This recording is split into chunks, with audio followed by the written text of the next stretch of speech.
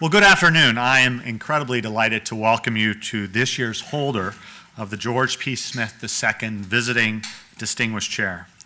I have to say I feel particularly privileged to be the dean of a school that understands that a well-rounded legal education, whether students intend to practice in southern Indiana or in a hub of international activity like New York, requires providing students opportunities to understand the increasingly global nature of the practice of law and the international implications of international legal practice. This tradition at this law school is deep in our roots. It arrives not just from the law school, but from Indiana University itself, dating back to the tenure of President Herman Wells and continuing today with Michael McRobbie's desire to engage with the world around us. With the law school particularly, our commitment to providing a world-class legal education that explores global issues is evidenced by our graduate and LLM programs, one of the oldest in the country, that attract some of the most talented international students from around the world. Our students, with their extraordinary work in the Journal of International Legal Studies and co-curricular activities like the Jesuit Moot Court Program, the International Law Society, and the International Law Students Association.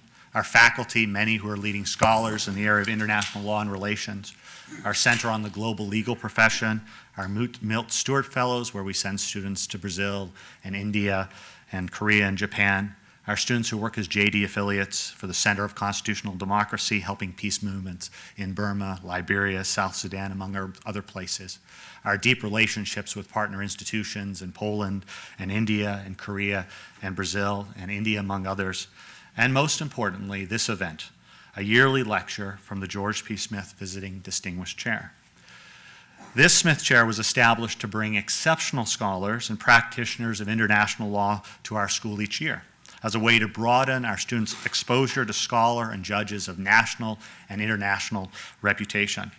Its benefactor, George P. Smith II, is a 1964 graduate of this school. He is currently a professor of law at Catholic University in Washington, D.C., where he's a well-known scholar of both domestic and international law and a pioneer in the study of interdisciplinary law, connecting science and medicine.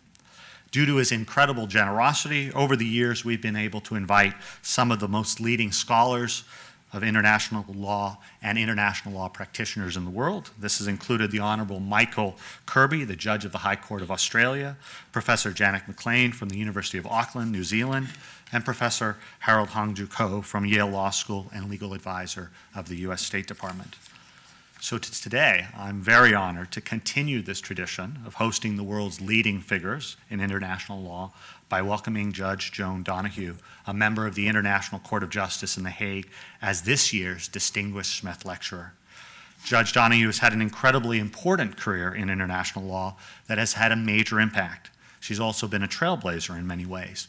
Although the World Court was established in 1945, Judge Donoghue was the first American woman to sit on the court and only the third woman to have been elected to the court overall. She was elected in 2010. Her background is also distinguished.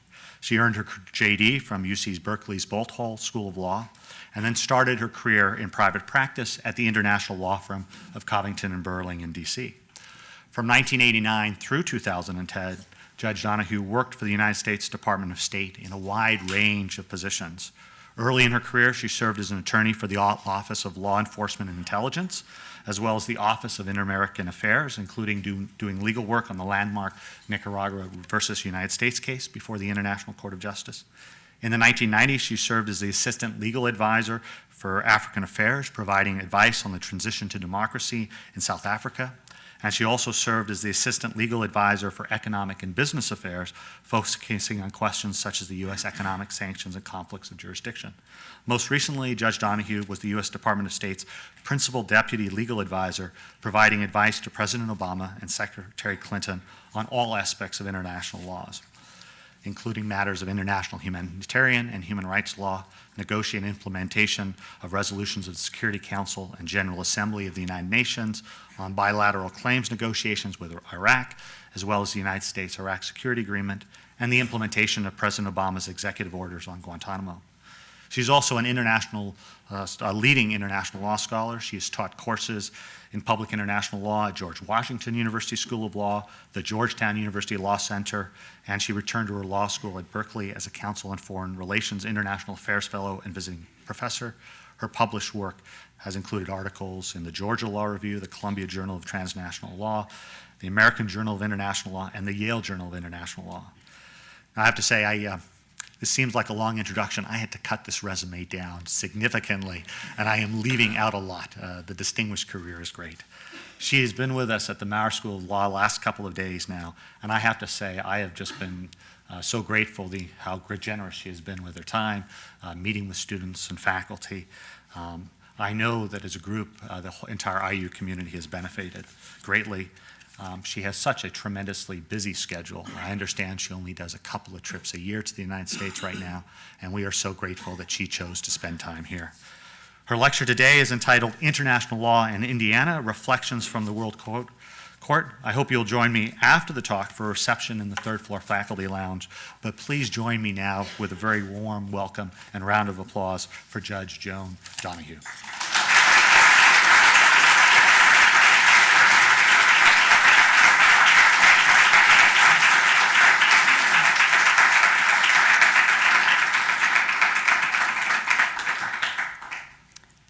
Well, let me start by thanking Dean Parrish for that nice introduction and for the exaggerations and lies about me that were included in it. I would also like to thank Professor Buxbaum, who, while serving as interim dean, extended this invitation to me and made a very good case that it would fit well with my overall objective of outreach within the United States about international law and international adjudication. And of course, remotely, I would like to thank Professor Smith as well for his generosity that made this possible. I've had a good chance over the past several days to get to know a number of members of this law school community, and I'm grateful to all of you, faculty, staff, and students, for spending time with me. It's nice to come somewhere and then feel like I'm leaving with some new friends. Well, as I drove from the airport to Bloomington on Sunday, I was struck that Indiana has at least two things in common with the Netherlands, where my court is located and where I live. The first is that they're both extremely flat. In fact, the highest point in the Netherlands is even lower than the highest point in this state, which I gather is known as Hoosier Point. Mount Hoosier? Hoosier? Well, anyway, so that tells you something about the Netherlands. Much of the country, including the part where I live, is actually under sea level. And the second similarity, more pertinent to today's topic, is that when it comes to international law, I think we can say that both the Netherlands and Indiana, if you will, punch above their weight class. As to the Netherlands, international law runs really deep in the veins of the Dutch. As many of you may know, Hugo Grotius, often referred to as the father of international law, was Dutch. And in the Netherlands, he's not just an obscure figure who's known to students of international law and whose name appears kind of at the beginning of the casebook. The street right behind my house is named after him. One sees his statue in the central square of Delft, which is a main tourist attraction. He is known in the Netherlands for his contribution, and he's a reminder of the Dutch contribution.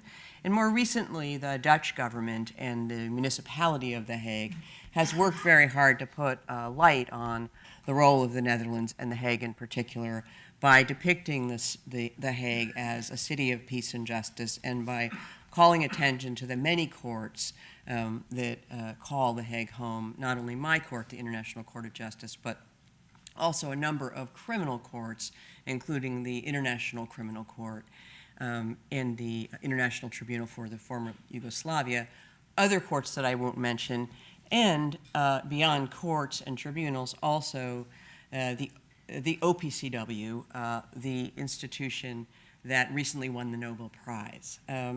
So turning to Indiana, well, it's certainly not the most populous state in the United States, nor is it the home to our largest cities. But if you just look at this audience and think about the Smith Lecture, for example, it's easy to see the level of commitment that the state has to questions of international law. You've got a a faculty, for example, that by its size and its caliber stands out in light of the size of the law school. I think that's quite significant. Now, many of my colleagues on the International Court of Justice and other international lawyers around the world may not have visited Indiana, and they might not be quite sure where it is kind of in the middle of the United States if you gave them a map. But they've often heard of Indiana in association with international law because of one man, former Senator Richard Lugar. They often realize that he was, for a long time, the senator from Indiana, and he's well known to them because of his long service in the leadership of the Senate Foreign Relations Committee. The senator knew that international law mattered. He knew that the choices that the United States made, whether to become a party to a particular treaty, whether to associate itself with a particular international organization, those choices would be consequential. They would matter to the United States. And he therefore cared deeply about those choices being made with care. Now, I don't want to give you the impression that I mentioned him because I personally always agreed with his view on every issue. That's not my point for today. It's really that I call out his name because I think he depicts a way of engaging on questions of international law and questions of foreign policy that speaks very well of this state and that really, I hope, should serve as a model for all of you and for people outside of Indiana as well. So I come here today to ask you to borrow a page from Senator Lugar in your own approach to international law, whether it's in your profession or in the choices you make about the policies you think the United States should follow or your own government should follow if you're not American.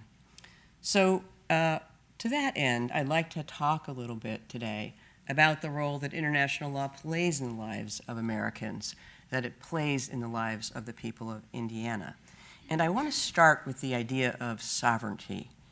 And I do that because within the United States, people who are skeptical about international law, people who are concerned about the United States becoming a party to a particular treaty or engaging with a particular institution often invoke the word sovereignty to oppose those ideas. So it's a good topic for us to give some thought to today. They make the claim that certain treaties or certain international organizations, if the U.S. associated itself with them, would erode the sovereignty of the United States. Before I turn to talk about sovereignty, I just want to cover a few basic points that I think will set the stage for that conversation. The first is a vocabulary point, and I apologize for this one. In international law, when we talk about countries, we call them states. And I tried when I first started speaking about international law to not do that, and I just couldn't.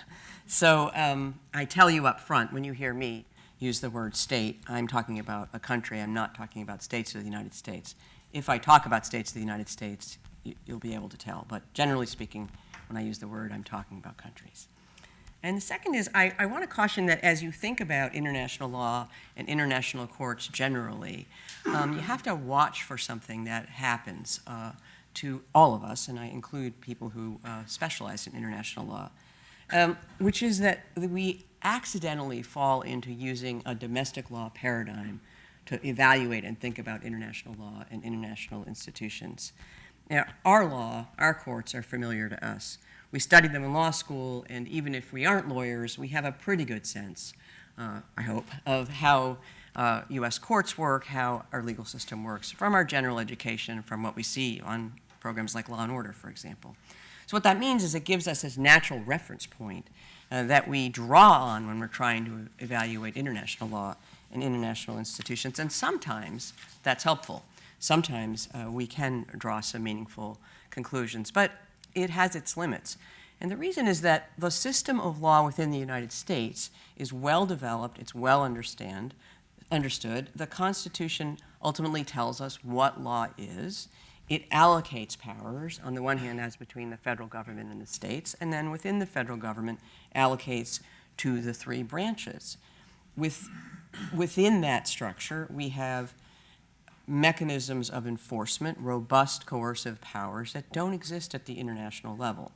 We have police and we have others who enforce the law made by our legislatures. We have legislatures, federal and state legislatures. And if a party's unhappy about the way that things are going in a commercial transaction, that party can bring a lawsuit without having to get the consent of the opposing party.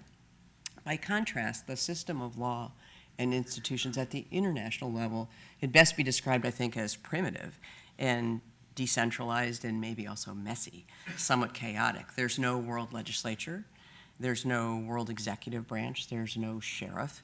And even though the International Court of Justice, where I serve, is known often by the nickname World Court, it doesn't have powers that look like the Supreme Court of the United States. And most importantly, our court only has jurisdiction to decide cases when states have consented to the court's jurisdiction, obviously quite different from our domestic legal system. So we have to keep that in mind when we reflect on how international law and international institutions operate. My third background point before we move into talking about sovereignty is just to say briefly what I have in mind when I talk about international law. What is international law? Well, first of all, international law is not foreign law. So a contract dispute in France is governed by French law. A criminal case in Mexico is governed by Mexican law, and those are applications of foreign law. But international law is something different. There are two primary sources of international law.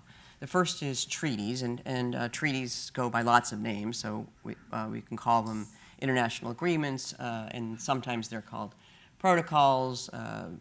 The treaty that set up the International Criminal Court is for some reason called a statute. They're called conventions, protocols, treaties, but they're all basically treaties for purposes of today's discussion, international agreements. And they basically look like a contract, except that the parties are states, and they can be bilateral or they can be multilateral.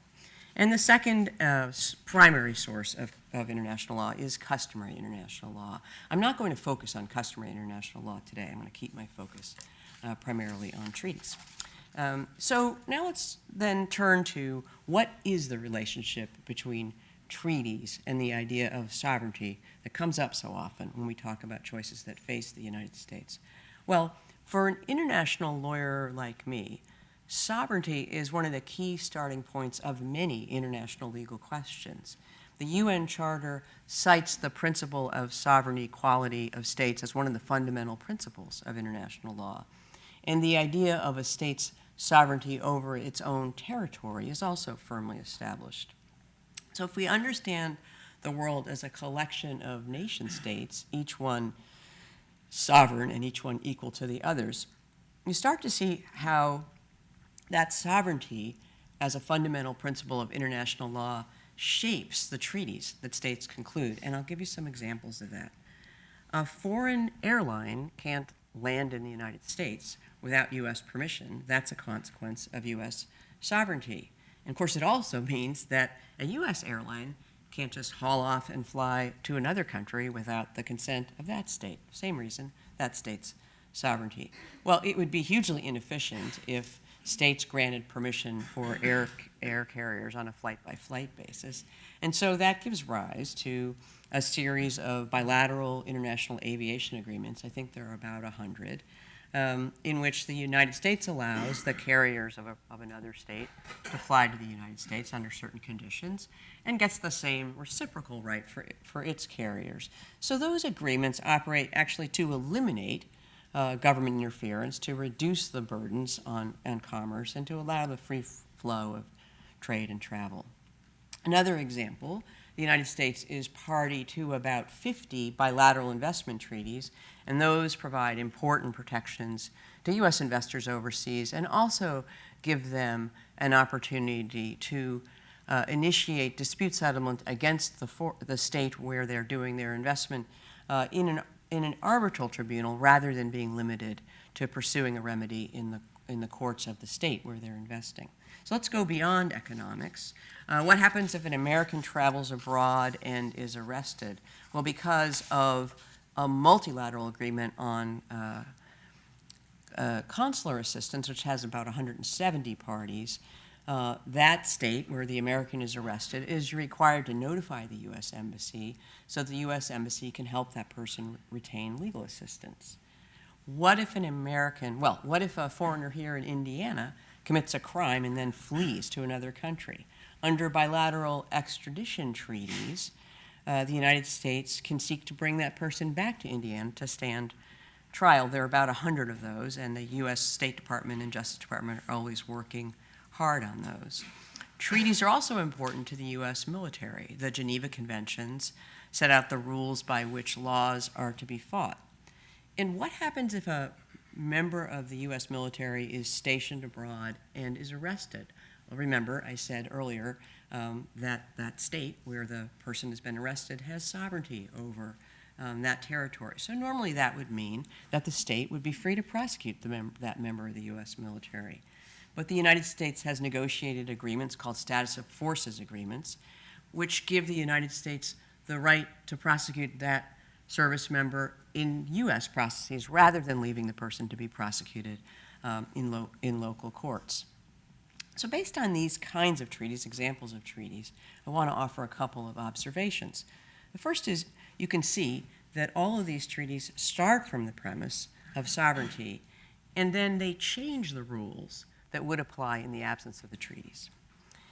Think about the status of forces agreement that I mentioned. The host state could be described, in effect, as relinquishing its right to try those particular aliens in its territory, the right it otherwise would have had. Well, why does it do that? Presumably it does that because it has made the judgment that that overall arrangement serves its national interest. It finds advantages to having those U.S. service members present in its territory, and it accommodates U.S. interests in order to conclude that agreement. The second observation I'll make about these treaties is notice that these treaties don't just operate as a constraint on the United States, but they also give rights that the United States wouldn't have in the absence of the treaty, like the right to try the service member, the right for U.S. airlines to fly to the Netherlands. And that's important because when we think about law, and we use expressions like break the law, and particularly when we think about law and quickly associate it with criminal law, we have a tendency to think of law as a constraint. But actually, as illustrated here, it's not just a constraint. It also is a tool to provide strength to the United States under international law. Well, in the main, the kinds of treaties that I've described so far have not been the source of great controversy in the United States. So let's move a little deeper into the world of treaties, and let's look now just briefly at the most important multilateral economic treaty. That's the World Trade Organization treaty. It has about 160 members, and it governs international trade in goods and services. It provides the substantive rules. It provides a forum for judicial settlement of disputes about those rules, and it also is a setting for future negotiation of trade rules. NAFTA is another important agreement that governs trade and investment with our two closest neighbors. Those two agreements, the WTO agreement and NAFTA, have not been without controversy in the United States, and that's because there are varying views within the United States about the policies of free trade and open investment and whether those policies advance the U.S. interest. So now I want to move to a category of international agreements that have received a decidedly mixed reaction in the United States, and those are human rights treaties. Here, when we talk about human rights treaties, one especially hears the invocation of the idea of sovereignty from those who are critical of the treaties. Just briefly, modern human rights law is a direct outgrowth of the horrors of World War II. Before World War II, most international treaties dealt almost exclusively with the rights and obligations of states at the level of states, at what we call in international law on the international plane. But World War II brought home the importance of holding states accountable to high standards in the treatment of their own populations. So in a human rights treaty, a party takes on obligations about how it will treat its own populations. And that's a change that has significant implications in international law. The Convention on the Prevention of Genocide was concluded soon after World War II in 1948, and thereafter treaties were concluded on other important human rights issues such as civil rights, torture, and racial discrimination. The United States has often taken a leadership role in the negotiation of these human rights treaties. We, of course, are justifiably proud of our own Bill of Rights, and we seek to enhance the protection of the rights of others throughout the world. Presidents of both parties have negotiated human rights treaties actively and have asked the U.S. Senate to give advice and consent to those treaties. But in the Senate, there has often been a very cautious approach to human rights treaties, raising questions about whether those treaties might change U.S. law or whether they might intrude on the prerogatives of U.S. states, for example.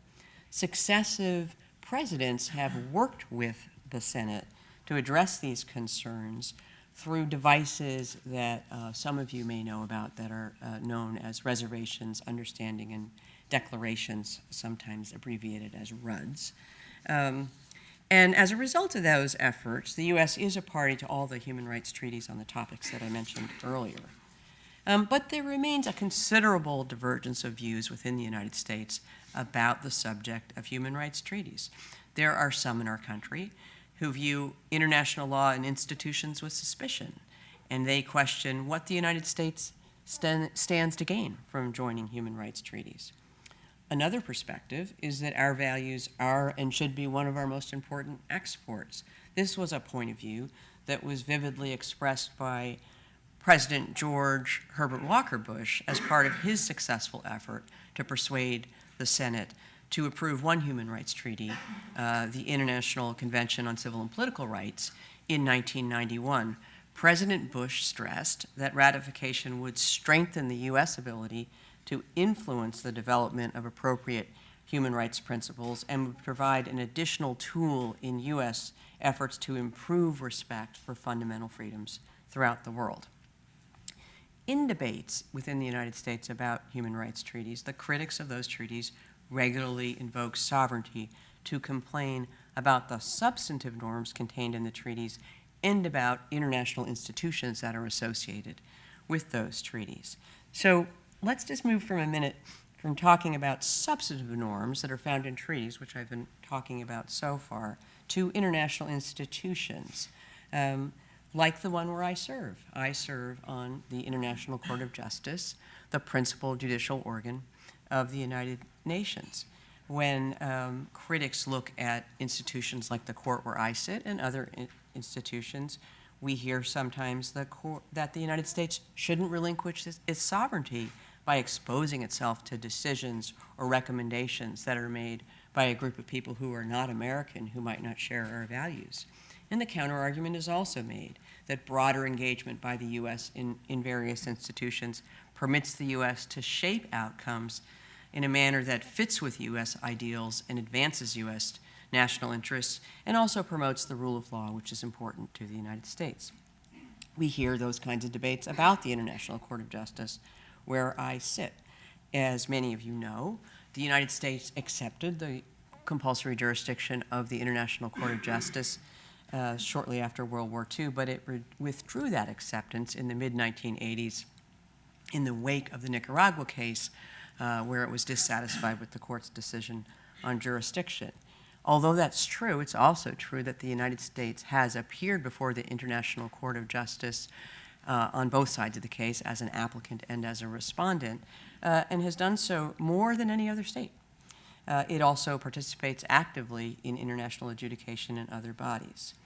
Of course, there are good reasons to consider carefully the advantages and disadvantages of the United States subjecting itself to international adjudication, as in the ICJ, and I won't today offer you a specific viewpoint in that, other than just to accept that it is something that does deserve attention and care. It's not a simple question. It's a question that I discussed with some students in one of the classes here a couple of days ago, and I found the discussion very interesting and valuable. So we've got a debate about sovereignty tied to the norms in the treaties, and we've got a debate about sovereignty tied to the institutions. And I want to illustrate that kind of debate by saying a bit more about a treaty that is pending before the Senate now, the Convention on the Rights of Persons with Disabilities. Many of you probably realize that the United States is seen as leading the world in respect of the rights of disabled persons in terms of our own domestic law. And this convention, which was negotiated during the administration of George W. Bush, was animated by principles that underlie U.S. law: inclusion, individual autonomy, accessibility, and equal enjoyment of rights.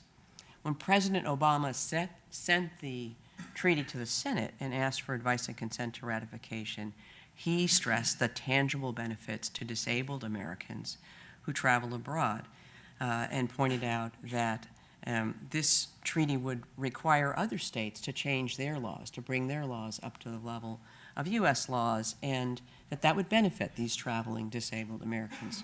But of course, as with any human rights treaty, U.S. interests are not limited to helping traveling Americans, but also are focused on bringing up the standard that applies to the populations of those other states. And the President emphasized as well that U.S. ratification of the treaty would strengthen the global leadership role in fighting for the rights of the disabled everywhere. Well, for some states in the world, as indicated, the obligations in this treaty required them to change their national laws in order to be in compliance with the treaty. But for the United States, the President and his advisors made the judgment that our law, our domestic law, our federal law, and our state law already met the convention standard. So the President, when he submitted the treaty to the Senate, told the Senate that no changes in U.S. law would be required in order to implement the treaty.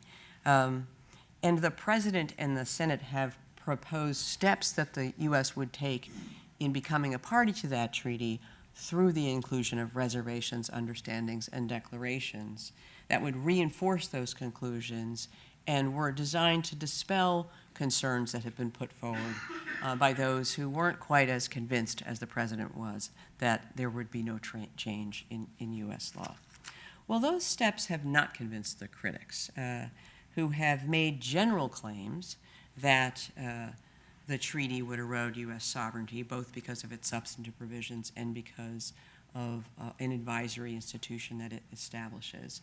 And they've followed it up with specific claims. One, for example, is the claim that the treaty would prevent parents from homeschooling children.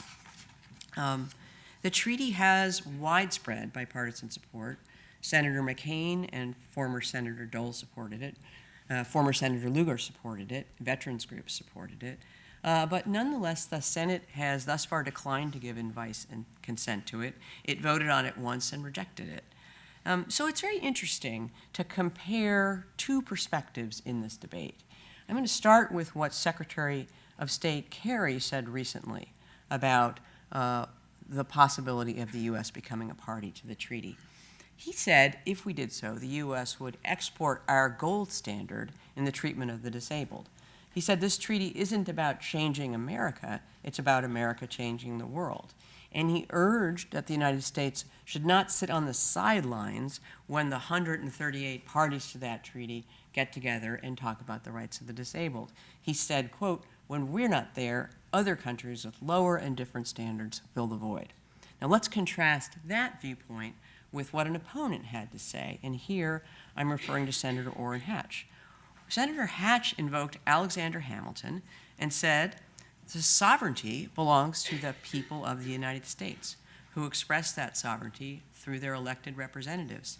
He said, and I'm quoting here again, the American people have the authority to define our culture, to express our values and set our priorities. He said that this particular treaty would undermine that sovereignty and compromise self-government. So you can see two very different perspectives on what this treaty would do and how it would affect the United States. Senator Hatch's statement is revealing, I think, because if you listen carefully to what he said, you'll see that it calls attention to two dimensions of the word sovereignty. The first dimension is the one with which I started this lecture, the basic ordering principle of international law, that all states under international law are sovereign equals. So let's call that external sovereignty. And Senator Hatch refers to that and expresses concern that this treaty would undermine U.S. sovereignty vis-a-vis other states. But notice he didn't refer only to the sovereignty of the United States, but he also referred to the sovereignty of the people. And that, I think, is an important clue to why the word sovereignty has so much resonance in the United States in battles about treaties and international organizations. This second invocation of sovereignty, and let's call it internal sovereignty, it's not the sovereignty of the state vis-a-vis other states on the international plane. It's what Senator Hatch described as the sovereignty of the people. And this idea is important within the U.S. political system to the way people think about the role of government. You can see it just by looking at the text of the 10th Amendment, which says, the powers not delegated to the United States by the Constitution, nor prohibited by it to the states, are reserved to the states respectively or to the people.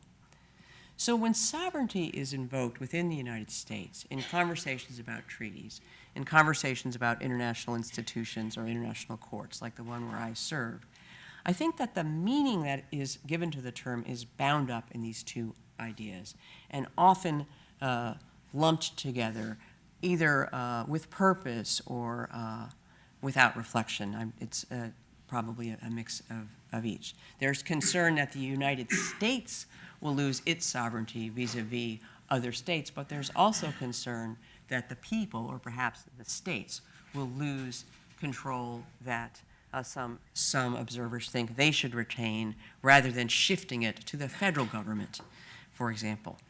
I am all for robust debates about treaties and international organizations and courts like the one where I sit. I think that's a great thing, and the fact that we have those debates in the United States makes me very proud. But what puzzles me here is that one side of this debate has claimed sovereignty for itself, and the other side hasn't. So suppose that Dean Parrish and I each own cruise ships, and we have them lined up on a pier, and we're competing for customers. And let's say I get to name both of our ships.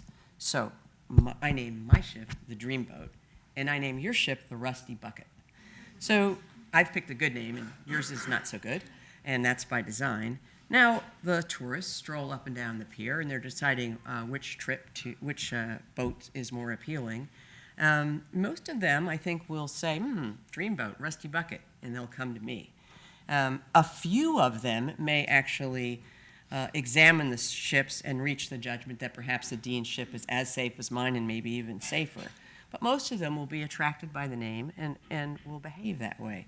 Well, in real life, of course, the Dean would get to name his own ship, and he probably wouldn't pick the Rusty Bucket for his name. And that's what puzzles me about this debate about treaties and other institutions. Those who support the treaty, like the Disability Convention, they find themselves responding to a claim that the treaty does not erode U.S. sovereignty. And they talk about advantages that they see for the United States in becoming a party. But what I don't hear them say the decision to become a party to the treaty is an exercise of U.S. sovereignty in the same way that the U.S. exercises and takes advantage of its sovereignty when it enters into a deal with the Netherlands that allows the U.S. to acquire rights that the U.S. would not have without that agreement. So the U.S. has the sovereignty and chooses how to use it within our political system, but the debate has been couched, I think, in a way that gives one side a nice-sounding name for its argument. Sovereignty sounds like something you want to protect, and one side has that argument, and the other side doesn't have a response that says, well, we have just a different idea about how to use our sovereignty. But the U.S. is still sovereign. We're not trying to erode our sovereignty. We just have a different idea about how to put it in the best use in the interest of the United States in its national interest. So it's not my role as a judge of the ICJ to decide U.S. policy on any treaty or any institution. That's where I agree with Orrin Hatch. These are matters that are up to the American people through their elected representatives. But the thought that I want to leave you with is that those who press to keep the United States away from certain treaties and institutions don't have a monopoly on sovereignty. the American people, through their elected representatives, might decide that it's in the U.S. national interest to stay away from a particular treaty or institution or to join it. But when they do so through the exercise of sovereignty, either way. You know, I was reflecting on this idea overnight, the idea of sovereignty, and I was thinking about a conversation I had yesterday with the members of the Indiana Jessup Moot Court team who have been working hard to get ready for regional competition in Chicago, for which they leave, I believe, tomorrow. And these people showed up with very careful questions about the legal issues that they face, which are many, as is often the case in moot courts. And one of the things that they will do as advocates is they will have to respond when the other side tries to label their position as the rusty bucket. It's part of what we do as advocates. We try to paint a nasty picture of the other side's argument and explain why our position is good. So the Indiana team will show up and they'll hear the argument in effect that they've got the rusty bucket argument, and they'll try to say to the judges, no, our argument is actually the dreamboat argument. We've got the good argument. I think they will succeed because what I saw yesterday is a team that is ready to counter those broad brush characterizations that they may get from a team from another school by presenting a cogent and detailed argument that responds on the merits and isn't just at the level of sound bites. So if they can do that on the Jessup, then I think we can all do it on other issues. And that's really what I have in mind behind these remarks today. That is what I see as the tradition of your state as embodied in the approach of Senator Lugar. In an audience of this size at any law school, I know, as I look around the room, that only a small number of you will pursue international law as your career. It's just the numbers are such. And I'm delighted that as many of you came today who are interested in international law, even though you may not see that as the place you'll pursue your career. And the reason that matters to me is because all of you have a voice in shaping the sovereign choices made by the United States, or if you're not American, I hope you'll have that choice in your own country. And you are lawyers, many of you, I think most of you, will be lawyers at some point. As lawyers, you'll find that you are thought leaders on questions of policy and politics within your own communities, wherever you are, whether it's in southern Indiana or New York, as the dean mentioned, or in The Hague. So my request, the idea that I would like to leave you with, is when you're at the Thanksgiving table and Aunt Sally says that she's heard that a particular treaty is the rusty bucket, for example, I'd like to ask you to look closely, to use the skills and tools that you learned here at school, the skills and tools that I saw the Jessup team using yesterday when I talked to them. Go below deck. See what's there. Don't be just lulled by somebody who has a nice soundbite that they put forward that makes you think that something is either a terrific idea or a terrible one. Make your own assessment and kick the tires. If you do that, I think you'll be doing what I saw Senator Lugar do in Washington. And that's what I see as the tradition that Indiana should be proud of, and the idea that I'd like to leave you with. We can all define the conception of U.S. national interest that shapes the decisions that the United States makes when it exercises its sovereignty. And I hope that you will all do so as you move forward in your own careers. Thank you very much.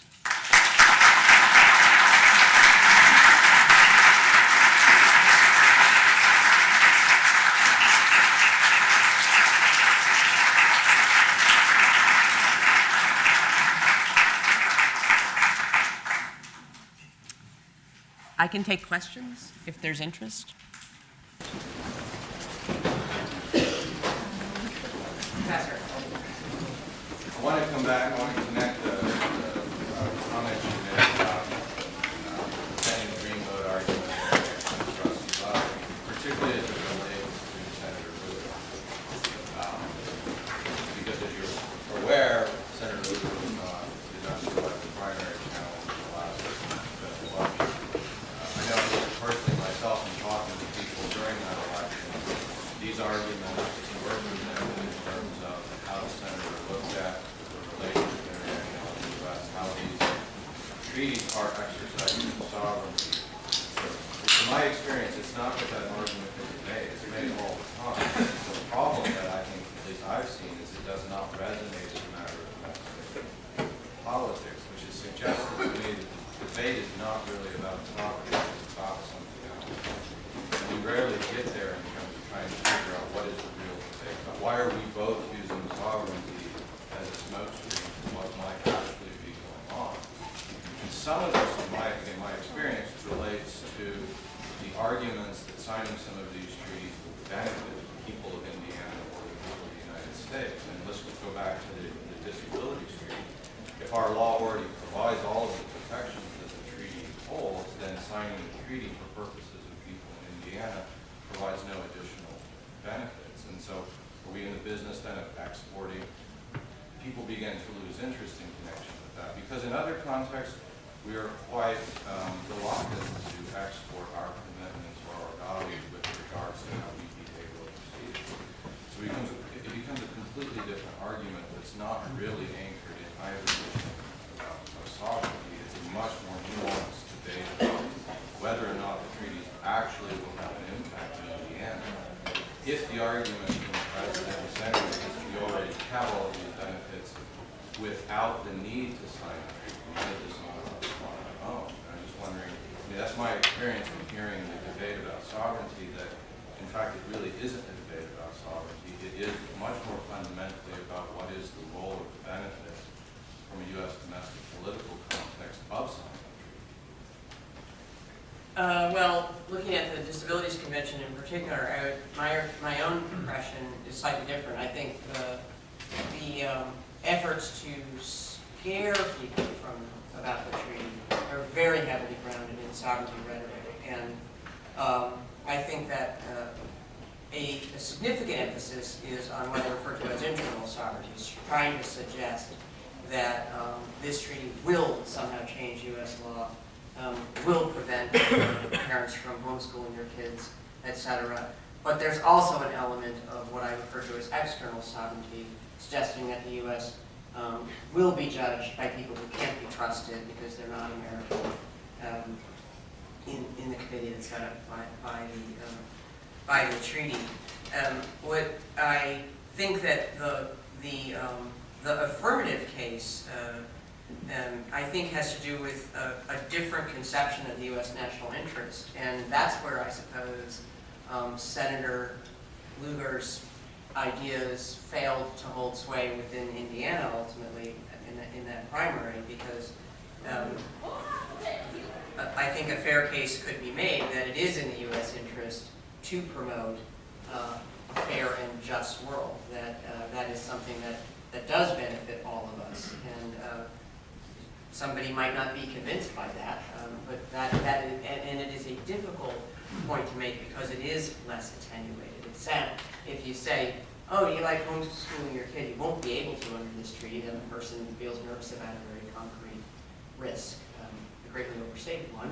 In that case, I think, Senator Lugar actually specifically said at one point in the speech that it was a ridiculous thing, I think. So the arguments in favor of joining a treaty like that are often more nebulous, and that's difficult. In my experience in Washington, it's always better to have the soundbite argument than the one that can be explained if you're willing to kind of give thought and reflection to a couple of pages of reasoning. Yes? You made one reference to the 10th Amendment, and I'm thinking about, I teach constitutional law, and earlier this semester we teach McCulloch v. Maryland, which is this Chief Justice Marshall opinion affirming broad national power, but talking about sovereignty and giving rise to debate about sovereignty and the location of popular sovereignty. And basically Marshall gives a nationalistic interpretation, sometimes debate exactly what he's saying, but that it is we the people who form the Constitution, it's direct popular sovereignty, which would be consistent with, I think, arguments for advancing the national interest through treaties that are in the interest of the United States. The competing argument that has never completely disappeared is that sovereignty is located within the individual states. And I'm wondering whether that argument We fought the Civil War in part over that. The Union won the Civil War, but even so, that argument's still ongoing. And I wonder how much of that is still resonant in the opposing arguments. That it's really not sovereignty generally of the United States, but that it's the sovereignty or the impact on sovereignty of nationalizing, not just internationalizing, but nationalizing the sense of sovereign interest in lieu of reserving that power to the individual states. I think it's a good point. When I've talked to people within the United States who are very hostile to international treaties and institutions, one of the things that really comes across to me is that they're very hostile to the federal government generally. And it would surprise me if there is somebody who, I'm guessing that there's a high correlation between those two viewpoints, that it would be rare, I think, to find somebody who says, I really think it makes a lot of sense to shift as much power as possible to the federal government. But when it gets there, not so crazy about the federal government then going off and concluding a bunch of international agreements. So that you definitely see both of those strands. And it's interesting because one of the reasons I have enjoyed going around the United States talking about this is having spent a lot of time in Washington. In Washington, in the executive branch, the impression is that the Senate and the House of Representatives serve as representatives of the people, if you will, to keep the president in check. But when you go out to places where you talk to people who are hostile to international agreements and international institutions, the impression that has emerged to me is they don't like anyone in Washington. It's not, they're not thinking, well, we're kind of nervous about the president, but good thing we have that Senate and House of Representatives there who can keep the president in check. Washington is not really the place where they want the power to repose. And I think that people in Washington lose sight of that. One of the reasons these topics are interesting for me to think about is because I get asked questions about this internationally. I get asked questions like, why on earth would the United States not accept the Disabilities Convention? Isn't that convention modeled on U.S. law? Wasn't the U.S. the driver behind formulation of provisions? Gee, it looks an awful lot in terms of its institutional provisions, like a lot of other human rights treaties. And haven't you guys been able to deal with those federalism concerns, et cetera, by putting restrictions when you accept the treaty that make clear that there's protection for federalism, et cetera? What's the problem? And it's hard to answer those questions. It's hard to communicate about these issues to non-Americans who are unfamiliar with this idea that I label as internal sovereignty in particular. Yes, sir. Thank you for being here, first of all. I really appreciate the talk. And looking at the history of the United States, I think there's a clear balance between an interventionist and an isolationist perspective. Throughout history, it's kind of gone back and forth between these two. And oftentimes, in the debate about international law, people come at it from seemingly these two perspectives. And it seems to me that these cooperative agreements that the United States is trying to get involved with kind of fall in the middle ground. And I was wondering, how do you think what is the best way to approach these cooperative agreements? Is it to come through both lenses of an isolationist or an interventionist perspective, or perhaps is it better just to try to consolidate both of those viewpoints and argue that there's a new perspective the United States should be taking? I don't know the answer to that. I think I would say that we're stuck in a method of debating these things that feels stale. I mean, if you look at the conversations that ensued over the Disabilities Convention, I have to say, I look at some of the arguments that were put forward by the skeptics, and I find them, it's surprising to me that they can be put forward seriously, just don't look credible. I'm not suggesting that no treaty ever should give rise to these problems, but based on what I can understand from this particular treaty, I would agree with people like Senator Lugar, who described the concerns as ridiculous, and a lot of Republicans, including Republicans who could not be described as moderate as Senator Lugar, have also supported supported this treaty, so it's been interesting to look at. So something stuck, and it's clearly bound up in partisan politics in Washington. That's, in some respects, the most frustrating thing.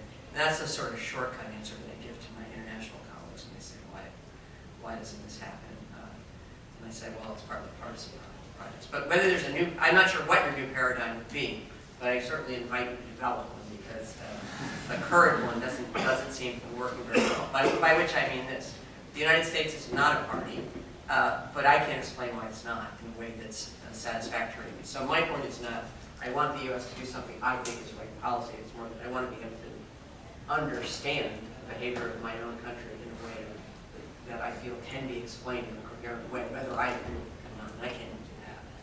So another hand? Yes. Do you think that direct election of senators contributes to the concerns about individual state, as in like Indiana, Illinois, state sovereignty? Because originally, this is to dovetail Professor Conkle's question, originally the Senate was elected by state legislatures, individual states, and they ratified and consented to treaties. Do you think that the direct election to senators exacerbates sovereignty concerns? I wouldn't really know. Okay. It's an interesting question, and I don't know how you would test it. I don't know. I don't think it exacerbates it. I think we're out of time. Please join me in thanking Judge Donoghue.